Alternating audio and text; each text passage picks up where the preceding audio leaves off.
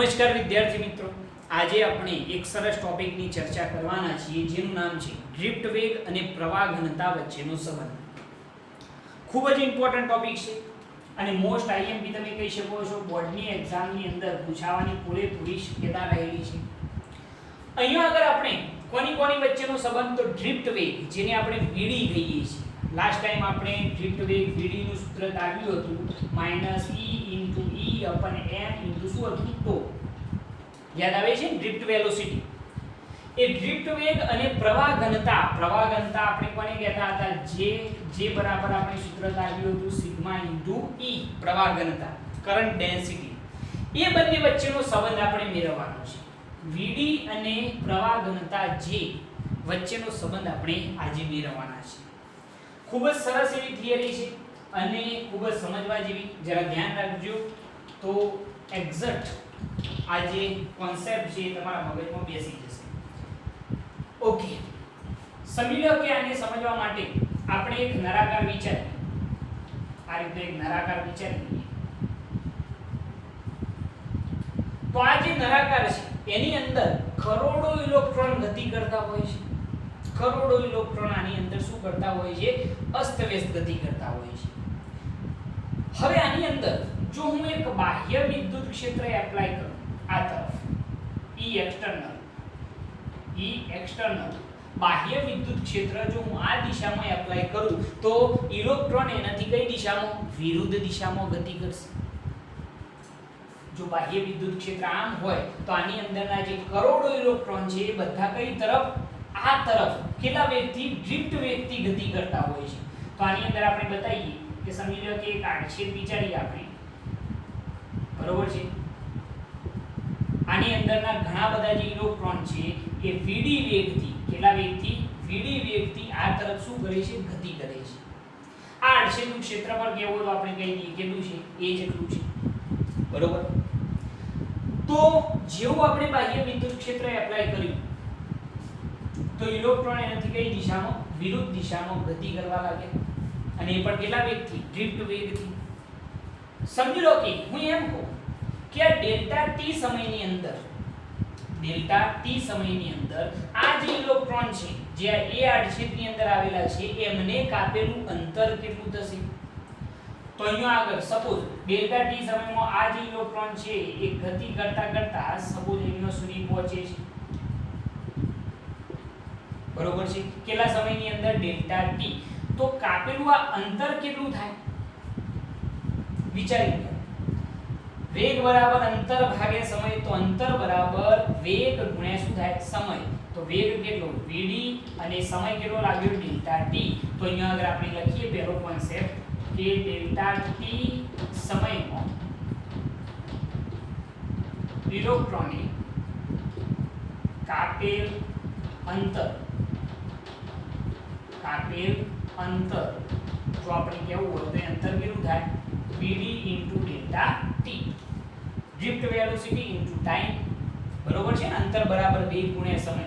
તો આપણે એમ કર્યું કે અહીંયા આગળના જે ઇલેક્ટ્રોન છે એમને ડેલ્ટા ટી સમયની અંદર આટલું અંતર કાપ્યું હશે. એટલે કે આ જે ઇલેક્ટ્રોન છે આ આડછેદની અંદર એ ડેલ્ટા ટી સમયમાં કેટલા પહોંચ્યા છે, અહીંયા પહોંચ્યા છે. તો શું આ જગ્યા ખાલી થઈ ગઈ હશે, ના. કરોડો ઇલેક્ટ્રોન હોય છે. જનરલી ધાતુઓની અંદર 10⁻29 ઇલેક્ટ્રોન પર મીટર ક્યુબ હોય છે. વિચારો કેટલા બધા, 1 મીટર ક્યુબ નું કદ વિચારીએ તો એની અંદર આટલા ઇલેક્ટ્રોન તો હોય જ, કરોડો ઇલેક્ટ્રોન, બરોબર. તો કહેવાનો મતલબ એમ છે કે આની અંદર કરોડો ઇલેક્ટ્રોન છે. આયરા ઇલેક્ટ્રોન ડેલ્ટા ટી સમયમાં અહીંયા પહોંચશે તો એની પાછળના ઇલેક્ટ્રોન પાછા અહીંયા આવી જશે. એરિયા પાછા આગળ વધે એટલે તરત જ આ પાછળના આવી ગયો, બરોબર, કારણ કે આ ઇલેક્ટ્રોનથી ભરેલું છે. પરંતુ અહીંયા આગળ જે ઇલેક્ટ્રોન હતા એમને ડેલ્ટા ટી સમયમાં કાપેલું અંતર કેટલું, vd ડેલ્ટા ટી. એટલે કે અહીંયાથી આ ઇલેક્ટ્રોન અહીંયા પહોંચ્યા હશે, બરોબર છે. વચ્ચે પણ આની વચ્ચેના વિસ્તારમાં પણ ઘણા બધા ઇલેક્ટ્રોન છે જે ગતિ કરતા જ હોય છે, બરોબર. આપણે આ જે એક આડછેદ બન્યો છે વાહકનું, એનું જો કદ કેવું હોય તો વાહકના આડછેદનું કદ જો આપણે કેવું હોય તો કદ કેટલું થાય વિચારી લો. કદ બરાબર શું થાય બેન? ક્ષેત્રફળ ગુણ્યા લંબાઈ. કદ બરાબર શું થાય? ક્ષેત્રફળ ગુણ્યા લંબાઈ. બરોબર છે. તો આ આડછેદનું ક્ષેત્રફળ કેટલું? a અને લંબાઈ એટલે કે આ અંતર કેટલું થયું? vd delta t. તો કદ બરાબર ક્ષેત્રફળ ગુણ્યા શું થશે? લંબાઈ. શું આવશે? vd delta t. કોઈ કન્ફ્યુઝન નહીં. ક્ષેત્રફળ ગુણ્યા લંબાઈ શું થઈ ગયું? a vd delta t. આટલા આડછેદ ડેલ્ટા t સમયમાં આ ઇલેક્ટ્રોન અહીંયા પહોંચ્યા તો આ જે કદ બન્યું આ આડછેદનું એ કદ કેટલું છે? a vd delta t. આની અંદર કરોડો ઇલેક્ટ્રોન છે. બરોબર. હવે અહીંયા આગળ એક સૌથી અગત્યની વાત કે તમે ઇલેક્ટ્રોનની જે સંખ્યા ઘનતા છે, ઇલેક્ટ્રોનની સંખ્યા ઘનતા n બરાબર કેપિટલ N અપન શું કહેવાય છે? p અથવા તો ઈટા બરાબર n અપન શું કહેવાય છે? p. બરોબર. એકમ કદ દીઠ સમજો, એકમ કદ દીઠ ઇલેક્ટ્રોનની સંખ્યાને શું કહેવાય છે? ઇલેક્ટ્રોનની સંખ્યા ઘનતા. આ જે છે એ ઇલેક્ટ્રોનની શું છે? ડેન્સિટી કહેવાય. ઇલેક્ટ્રોનની સંખ્યા ઘનતા. બરોબર છે. આ જે છે આ એકમ કદ છે. આ એકમ કદ દીઠ આ જે છે ઇલેક્ટ્રોનની શું છે? સંખ્યા. જે કુલ ઇલેક્ટ્રોનની સંખ્યા હશે. તો આ સૂત્ર પરથી જો આપણે લખવું હોય, આ સૂત્ર પરથી તો શું લખાય જરા જોજો કે ડેલ્ટા t જેટલા સમયગાળામાં, ડેલ્ટા t જેટલા સમયગાળામાં એ આડછેદમાંથી પસાર થતા ઇલેક્ટ્રોનની સંખ્યા જો n બરાબર કેવી હોય તો n બરાબર શું કહેવાય? સંખ્યા ઘનતા n શું કહેવાશે? v. બરોબર છે. ફરીથી સમજો કે ડેલ્ટા t જેટલા સમયગાળાની અંદર આ આડછેદની અંદરથી કેટલા ઇલેક્ટ્રોન પસાર થયા છે એની સંખ્યા આપણે શોધી રહ્યા છીએ કે ડેલ્ટા t સમયમાં આ ઇલેક્ટ્રોન તો કેટલા પહોંચ્યા અહીંયા? બરોબર. પરંતુ આ ડેલ્ટા t સમયગાળાની અંદર આ જે આડછેદ છે એની અંદરથી કેટલા ઇલેક્ટ્રોન પસાર થયા છે એ ઇલેક્ટ્રોનની સંખ્યા કેપિટલ N બરાબર સંખ્યા ઘનતા સ્મોલ ઈટા, સંખ્યા ઘનતા ઈટા ઇન્ટુ શું આવશે? v. તો પસાર થતા ઇલેક્ટ્રોનની સંખ્યા કેપિટલ N બરાબર n ઇન્ટુ v બરાબર લખવું હોય તો શું લખાય? આપણે આને n જ કહીએ. v બરાબર કદ કેવું હોય તો કેટલું કહેવાશે? તો a ઇન્ટુ vd ઇન્ટુ શું કહેવાશે? ડેલ્ટા t થઈ જશે. n into a into vd into શું થશે? Delta t. ખ્યાલ આવે છે આની અંદર? આટલા ઇલેક્ટ્રોન ડેલ્ટા t જેટલા સમયગાળાની અંદર આ આડછેદમાંથી પસાર થયા હશે. બરોબર છે. ઓકે. હવે એનાથી આગળ કે અહીંયા આગળ જો આટલા ઇલેક્ટ્રોન પસાર થયા હોય તો કંઈક ના કંઈક વિદ્યુતભાર પસાર થયો હોય કારણ કે ઇલેક્ટ્રોન છે. તો આપણે એમ લખીએ કે ડેલ્ટા t સમયમાં એ આડછેદમાંથી પસાર થતો વિદ્યુત ભાર જો આપણે કહેવો હોય તો વિદ્યુત ભાર q બરાબર શું કહેવામાં આવશે? n e. જાણીએ છીએ ને આપણે વિદ્યુત ભારનું ક્વોન્ટમીકરણ q બરાબર n e. તો વિદ્યુત ભાર q બરાબર n બરાબર ઇલેક્ટ્રોનની સંખ્યા જે પસાર થાય છે આ આડછેદમાંથી કેટલા છે? તો NaVd ઇન્ટુ શું આવશે? Delta t. NaVd into delta t into શું આવશે? Electron e. ઇલેક્ટ્રોન ઋણ બીજભારિત હોય છે એટલા માટે અહીંયા નિશાની શું રાખીએ? માઈનસ. આટલો વિદ્યુત ભાર ડેલ્ટા t સમયગાળાની અંદર આ આડછેદમાંથી આ જે આડછેદ છે એની અંદરથી પસાર થયો હશે. બરોબર છે. હવે આના ઉપરથી પ્રવાહ શોધી શકો તમે. જો વિદ્યુત પ્રવાહ I બરાબર કેવું હોય જરા ધ્યાન રાખજો તો ડેલ્ટા q upon શું આવે? Delta t. તો ડેલ્ટા q બરાબર શું થઈ જાય? I into delta t. બરોબર. તો ડેલ્ટા q બરાબર શું લખાય? તો minus n into a into vd into delta t into શું કહેવાશે? e. આ ડેલ્ટા q જે વિદ્યુત ભાર છે એ વિદ્યુત ભારને અહીંયા એપ્લાય કર્યો is equal to I into શું લખાય? Delta t. બરોબર ને? જમણી બાજુ ડેલ્ટા t કેન્સલ આઉટ તો પ્રવાહ I બરાબર એક સૂત્ર બની જશે. શું શું સૂત્ર બનશે અને આ રીતે લખીએ કે VD into E into N into A, પરંતુ કેવા માઈનસ, બરોબર છે ને, VD into E into N into A. કેમ આવું લખ્યું સાહેબ? યાદ રાખવામાં સરળતા રહેશે કે જે પ્રવાહ પસાર થાય છે એ પ્રવાહ કેટલો થાય? વિના. શું થાય છે? વિના થાય છે, VENA, બરોબર. એટલે યાદ રાખવામાં તમને થોડી સરળતા રહેશે, બરોબર. તો આ પ્રવાહ થઈ ગયો.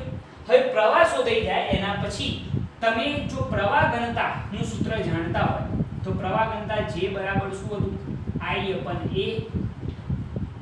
તો પ્રવાહ ઘનતા J બરાબર I બરાબર શું લખાય? Minus VD into E into N into A અપન શું આવશે? A.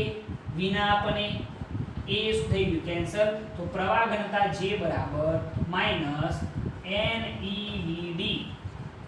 પ્રવાહ ઘનતા J બરાબર સૂત્ર શું મળ્યું? NeVD, બરોબર છે.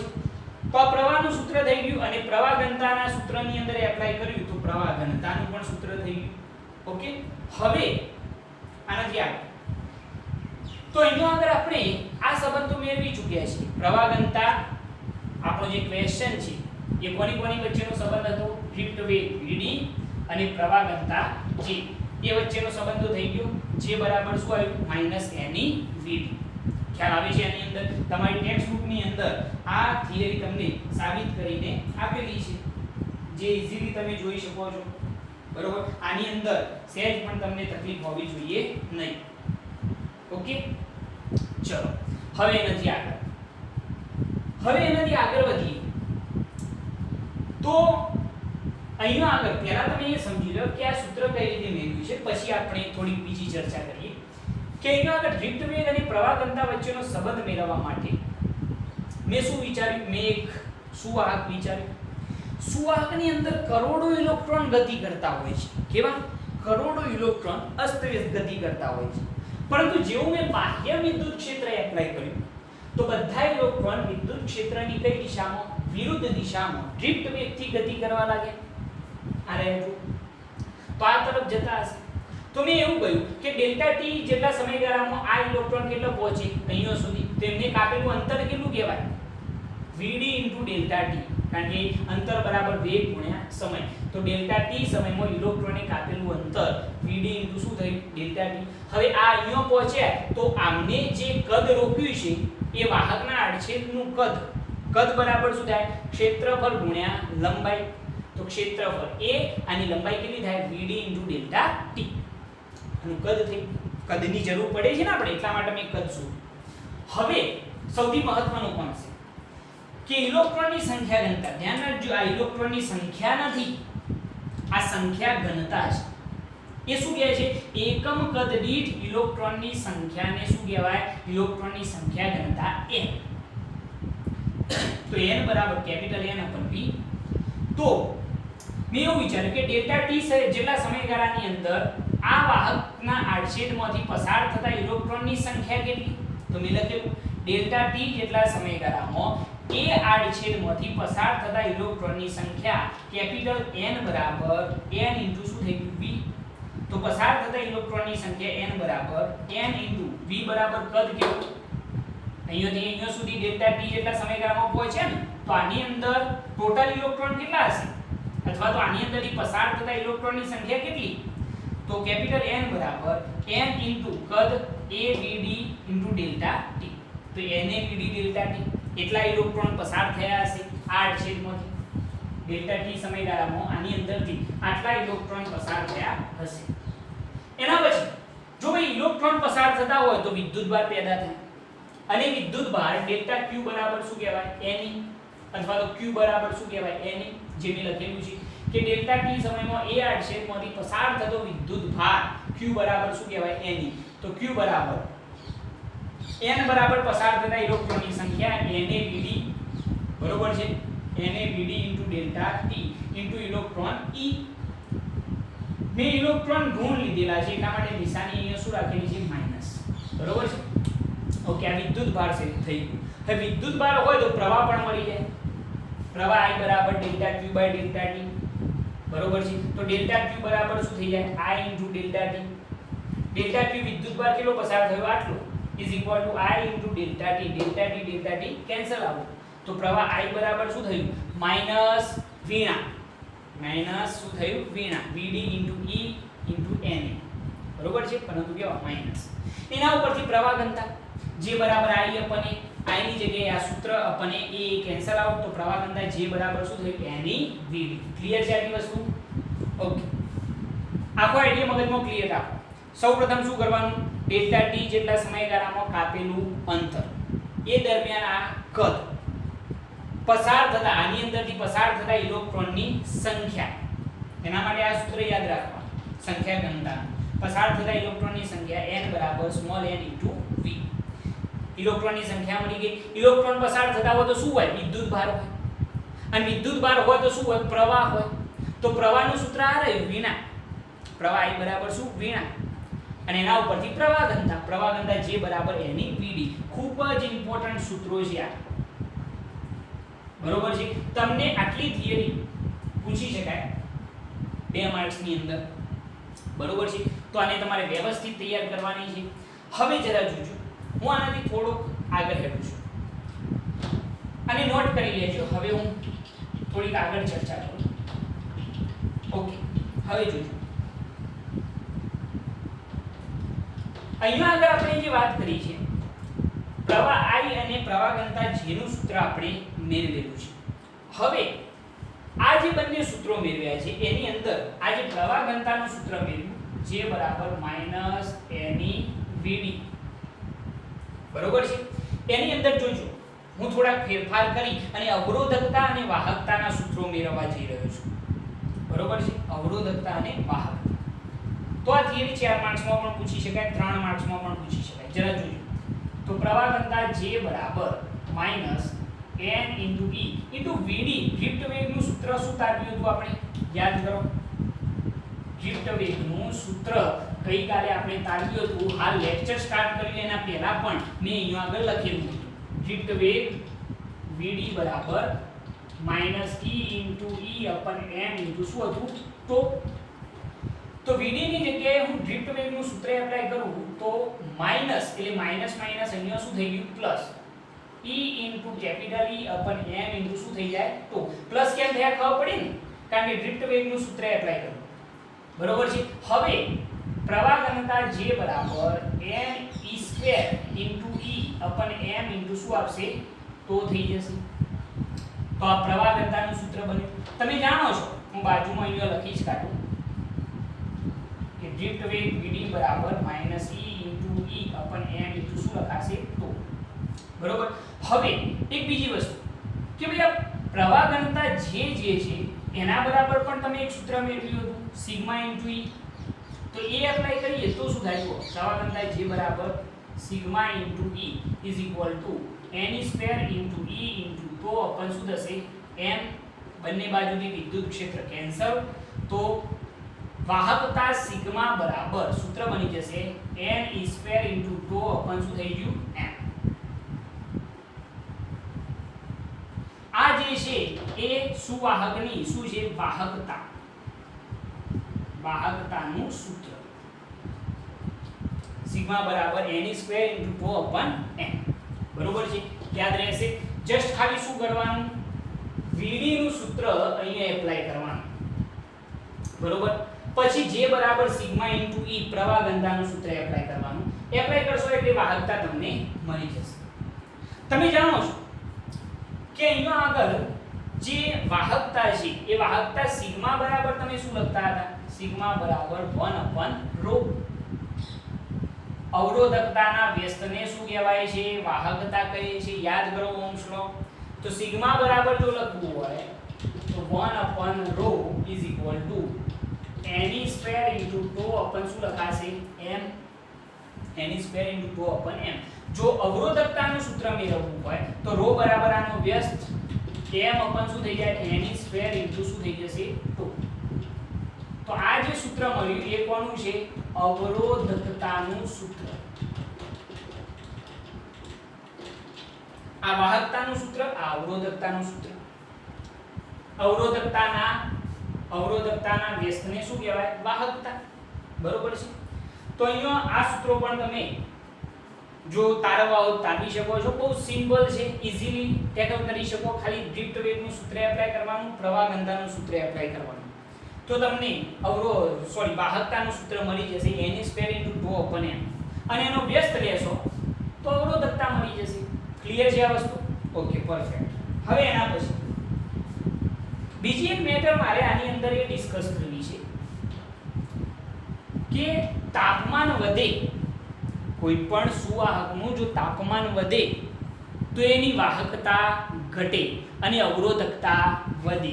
વાહકતા ઘટે, અવરોધકતા વધે. એવું કેમ? હવે તમને ખબર પડવી જોઈએ કે અહીંયા આગળ કોઈ પણ સુવાહક પદાર્થ હોય તો એનું જે તાપમાન છે એ તાપમાન વધે તો ઓટોમેટિક એની જે અવરોધકતા છે એ વધશે, અને અવરોધકતા વધે તો વાહકતા ઘટે. વાહકતા સમજો છો ને? ઇલેક્ટ્રોન અથવા તો વિદ્યુત પ્રવાહ પસાર કરવાની ક્ષમતા એટલે કે વાહકતા. એ વાહકતા શું થાય? કંડક્ટિવિટી જે કહીએ છીએ એ ઘટશે અને અવરોધકતા શું થશે? વધશે. હું બંને અલગ અલગ બતાવું, જરા જો સમજી લો કે હું અવરોધકતાની વાત કરું. જોજો, ખૂબ સરસ પોઈન્ટ છે. આને અલગથી લખીએ આપણે, બરોબર? આ તમે નોટ કરી લેજો. હવે જરા મેં બે સૂત્રો તારવેલા છે, એક છે અવરોધકતાનું અને બીજું છે વાહકતાનું. બંને અહીંયા લખી કાઢીએ. સિગ્મા બરાબર n²/2/m અને અવરોધકતા ρ બરાબર m/n² શું છે? તો બરોબર છે? ઓકે. હવે જરા જુઓ, બહુ સરસ ટોપિક આપણે સમજવા જઈ રહ્યા છીએ, તમને મજા આવશે અને આના ઉપરથી તમને ખબર પડશે. તમે જાણો છો કે કોઈ પણ વાહક પદાર્થ હોય, સુવાહક હોય, તો સુવાહકનું તાપમાન વધે, સુવાહકનું તાપમાન વધે તો એની અવરોધકતા શું થાય? વધે. અને વાહકતા શું થાય? ઘટે. અહીંયા આગળ એવું કેમ થાય છે એ જરા જોઈએ. તો એના માટે આપણે અહીંયા આગળ અવરોધકતા ρ બરાબર m/n² શું છે? તો આ શું છે? અવરોધકતા. અને આ જે છે આપણી શું છે? વાહકતા, કંડક્ટિવિટી. અવરોધકતા સમજો છો ને? વિદ્યુત ભારને અવરોધવાનો ગુણધર્મ. વિદ્યુત ભાર અવરોધાશે તો પ્રવાહ ઘટશે. તો એવું કેમ થાય? તમે કોઈ પણ સુવાહકનું જો ટેમ્પરેચર વધારો છો, સુવાહકનું જો ટેમ્પરેચર આપણે વધારીએ, દાખલા તરીકે આ સુવાહક છે, એનું જો આપણે તાપમાન વધારીએ છીએ તો એની અંદરના જે ઇલેક્ટ્રોન છે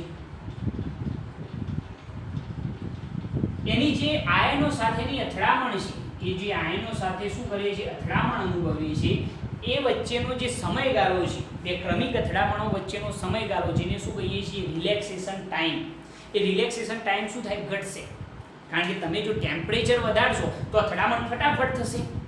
સમજો છો? કારણ કે જેટલું ટેમ્પરેચર વધશે એટલી અથડામણો શું થશે? વધવાની છે. એટલે કે રિલેક્સેશન ટાઈમ જે છે એ શું થવાનું? ઘટવાનું. રિલેક્સેશન ટાઈમ જો ઘટે, અહીંયા આગળ તાપમાન વધતો તો જે છે એ શું થશે? ઘટે. એટલે કે રિલેક્સેશન ટાઈમ શું થાય? ઘટે. અને રિલેક્સેશન ટાઈમ જો ઘટે તો અવરોધકતા શું થાય? વધે. કારણ કે ρ ચલે છે 1/T. બરોબર છે? તો આના ઉપરથી આપણે એમ લખી શકીએ કે સુવાહકનું તાપમાન વધે તો શું થાય છે? ઇલેક્ટ્રોનનો રિલેક્સેશન ટાઈમ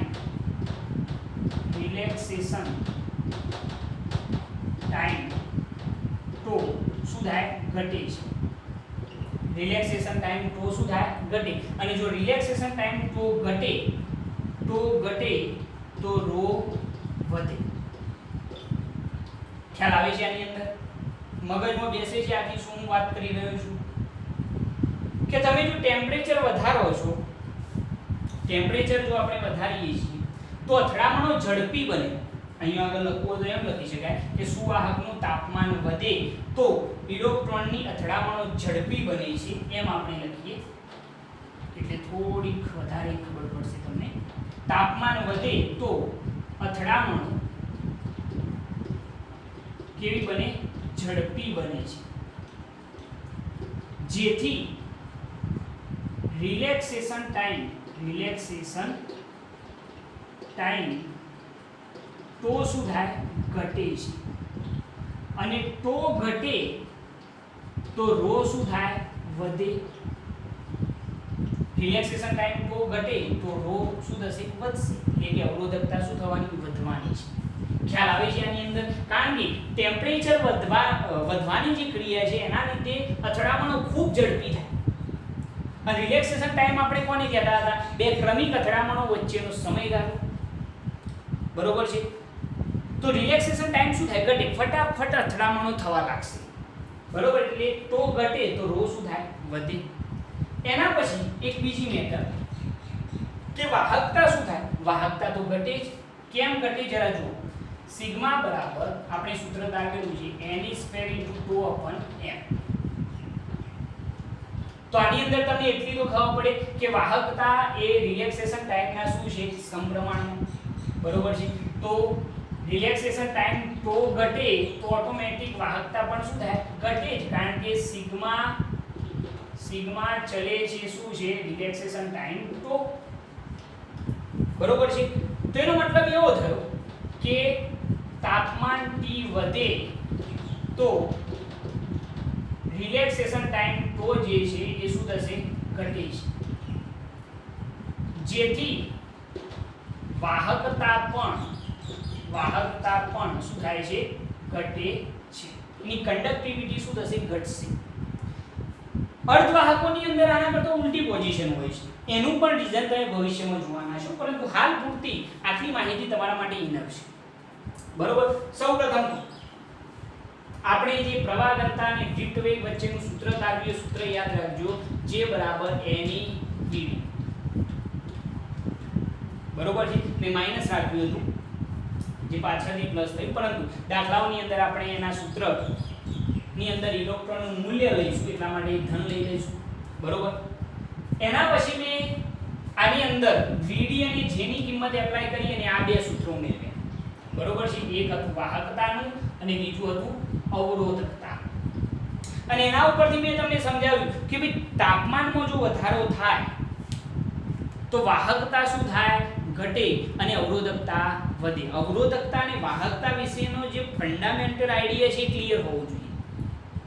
ટેમ્પરેચર વધે તો અવરોધ વધે, અને અવરોધ વધે તો પ્રવાહ ઓછો પસાર થાય, મતલબ કે એની વાહકતા ઘટે. જે અહીંયા સમજાવ્યું છે. જરા જુઓ. આ અવરોધકતાનું સૂત્ર. તો કેમ ઘટ્યો ભાઈ? કારણ કે ટેમ્પરેચર વધ્યું. ટેમ્પરેચર વધે તો અથડામણો કેવી બને? ઝડપી. અથડામણો ઝડપી બને તો રિલેક્સેશન ટાઈમ, જે બે ક્રમિક અથડામણો વચ્ચેનો સમયગાળો છે એ શું થાય? ઘટે. અને રિલેક્સેશન ટાઈમ તો ઘટે તો રો વધે. એટલે કે અવરોધકતા શું થવાની? વધવાની છે.